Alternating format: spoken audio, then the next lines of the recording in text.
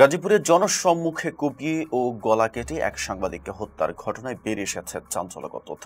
বৃহস্পতিবার রাতে মহানগরীর ব্যস্ত চান্দনা চৌরাস্তা মোড় এলাকার ঈদগাহ মার্কেটে এই হত্যাকাণ্ড ঘটে। নিহত সাংবাদিক মোহাম্মদ আসাদুজ্জামান তুহিন দৈনিক প্রতিদিনের কাগজ পত্রিকার গাজীপুরের প্রতিনিধি ছিলেন। সাংবাদিকতার পাশাপাশি তিনি একটি ঔষধ কোম্পানির প্রতিনিধি হিসেবেও কাজ করতেন। স্ত্রী ও দুই সন্তান নিয়ে গাজীপুরের চান্দনায় ভাড়া বাসায় থাকতেন তিনি। প্রত্যক্ষদর্শী ও নিহতের বড় ভাই মোহাম্মদ সেলিম জানান, ঘটনার রাতে তুহিন বাসার পথে ছিলেন। এ সময় 6 থেকে 7 জন যুবক ধারালো দা ও চাপাতি হাতে তাকে ধাওয়া করে। প্রাণ বাঁচাতে তিনি ঈদগাহ মার্কেটের এক চায়ের দোকানে আশ্রয় নেন। সন্ত্রাসীরা সেখানে ঢুকে বুকে, গলায়, কাঁধে ও পিঠে এলোপাতাড়ি কোপায়। এতে গলার কিছু অংশে কেটে যায় এবং ঘটনাস্থলেই তার মৃত্যু হয়। নিহতের বন্ধু শামীম জানান, তারা একসঙ্গে হাঁটছিলেন। হঠাৎ একজন নারী এক ব্যক্তির সঙ্গে বিবাদে জড়ান। ওই ব্যক্তি নারীটিকে আঘাত করলে কয়েকজন দুর্বৃত্ত তার উপর হামলা চালায়। তখন সেই ব্যক্তি দৌড়ে পালান।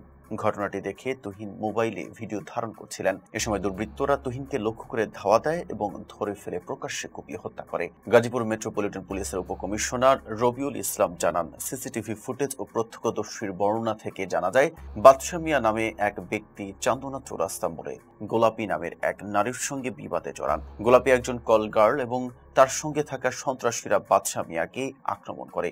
বাদশা পালিয়ে গেলে তুহিন ঘটনাটি ভিডিও করছিলেন। সন্ত্রাসীরা ভিডিও মুছতে বললে তুহিন অস্বীকৃতি জানান। এরপর তারা তুহিনকে ধাওয়া দিয়ে মসজিদ মার্কেটের সামনে কুপিয়ে হত্যা করে।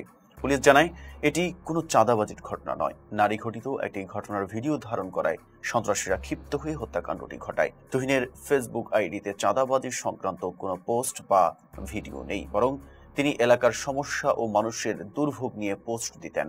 ঘটনার দিন সন্ধ্যায়ও তিনি চান্দনা চৌরাস্তার একটি ভিডিও আপলোড করেছিলেন। বাসন থানার ওসি শাহিন খান জানান, নিহতের মরদেহ ময়নাতদন্তের জন্য শহীদ তাজউদ্দিন আহমেদ মেডিকেল কলেজ হাসপাতালের মর্গে পাঠানো হয়েছে। সিসিটিভি ফুটেজ বিশ্লেষণ করে জড়িতদের শনাক্ত ও গ্রেফতারের চেষ্টা চলছে। এতক্ষণ সাথে ছিলাম মেহেদী হাসান, ফেস দ্য পিপলের সাথে।